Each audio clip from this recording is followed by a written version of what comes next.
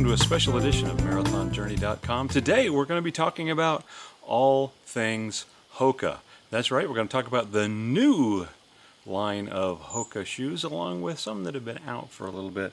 We're going to start with my perennial favorite. It is the Bondi. This is the Speed version, and this is the Bondi Speed 2. The current version is the Bondi 3. I'm not wearing it. I'm currently sticking with the Speed 2 as long as I can find it because it has speed laces, and I really like that.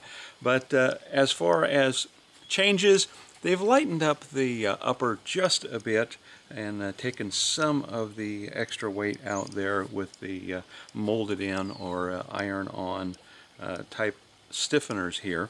But this shoe in actual size 11.5. Now when you look at most shoe specs, they'll give you something like a size 9, and I don't wear a size 9. I wear a lot bigger. I wear 11.5. So what I'm going to give you here is the actual weight using a scale of the actual size shoe, which is an 11.5. This goes at 13.25 ounces, and this is my go-to shoe for most training runs. It used to be the one that I used for all races, but that's been replaced by another shoe that I'll talk about here in a second, except when the race calls for a different shoe. This is what I wore at Utah Valley because there was a whole lot of downhill, and I knew that I was going to want a lot more of the cushioning, and so that's why I wore this shoe. This has a 4.5 millimeter drop from heel to toe. Now you look at this shoe and say, wow, this huge gigantic monster buildup. Your heel actually sits down in here.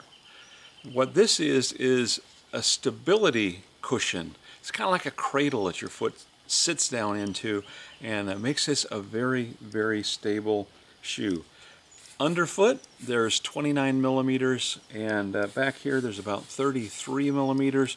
So somewhere around 4.5 millimeters of drop, which makes it a very neutral, very normal barefoot style shoe, minimal shoe as far as the drop. Doesn't have that big old honking heel, but maximal as far as the comfort goes. That's the Bondi Speed. My go-to shoe currently for racing is the Conquest. Now this is a new shoe. It has a 4 millimeter drop, 25 millimeters in the forefoot, and 29 millimeters of cushioning under heel, and it's a little bit different. You can see through here there are some holes. That's because it has a different suspension system. It has the regular Hoka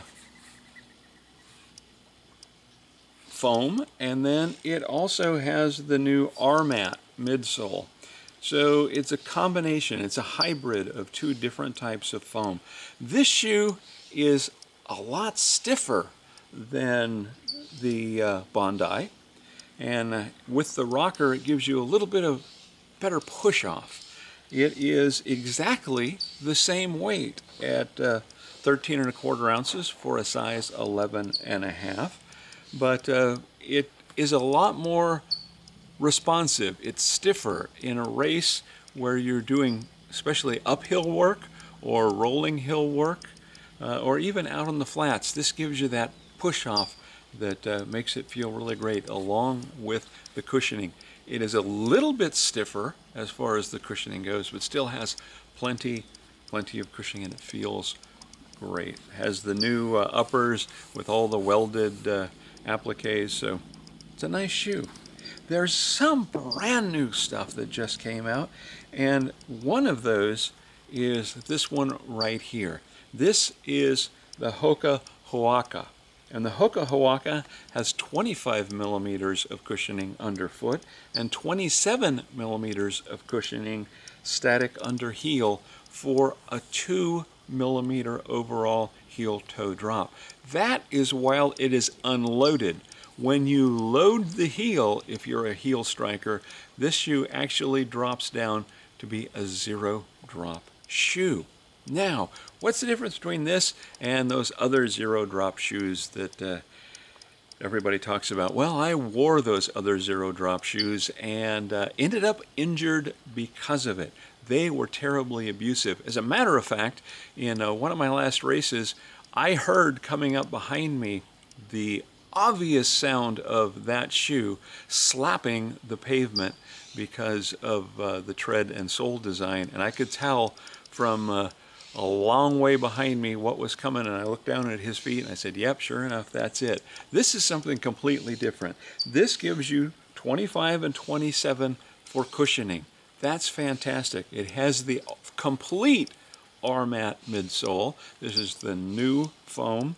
This shoe is 10¼ ounces, amazingly light, and a little bit different sole design. It has the reliefs built in, and of course the different types of rubber to give you a little bit more longevity, but it's a very sticky sole, and it gives you great traction out there on the road even when it's wet. Not a shoe that I would probably run marathons in, but it's a great one for half marathons, training runs. This is a very responsive shoe. It still has enough stiffness in the back, but it feels more like you're wearing a racing flat. A racing flat with 25 millimeters of cushioning underfoot, which makes it very, very comfortable. This is the new Hoka One One Hawaka. And now, if you like lightweight, this is the Hoka One One Clifton. Now the Clifton, you might say, well, that looks kind of like the Conquest, and it does have a lot of things in common with the Conquest, but the sole is the same type of sole that you'd find in the Bondi. It doesn't have the R-mat sole, it has the Bondi style sole, and this shoe has 24 millimeters underfoot and 25 under heel for about 5 millimeters of drop. So it makes it a good transition shoe for those of you who are wearing regular running shoes and you want to kind of bring that heel down just a little bit.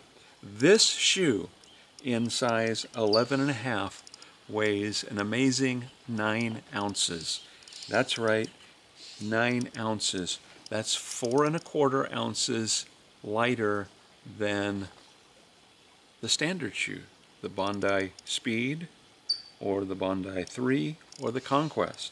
So, wow, really, really light. Now, what do you give up for that lightness? Well, this shoe isn't quite as stiff. It is a little bit more flexible shoe, so you won't have that power push off.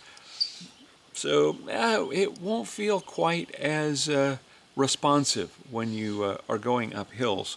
But what you will get is a whole lot of cushioning. So that cushioning is going to feel a whole lot like the Bondi, but it'll be extremely light. So you have lightweight along with the great cushioning. So yeah, trade-off. Do you want a stiffer, more responsive sole with a little bit more weight, or a much lighter shoe, not quite as responsive, but with lots of comfort? It's up to you.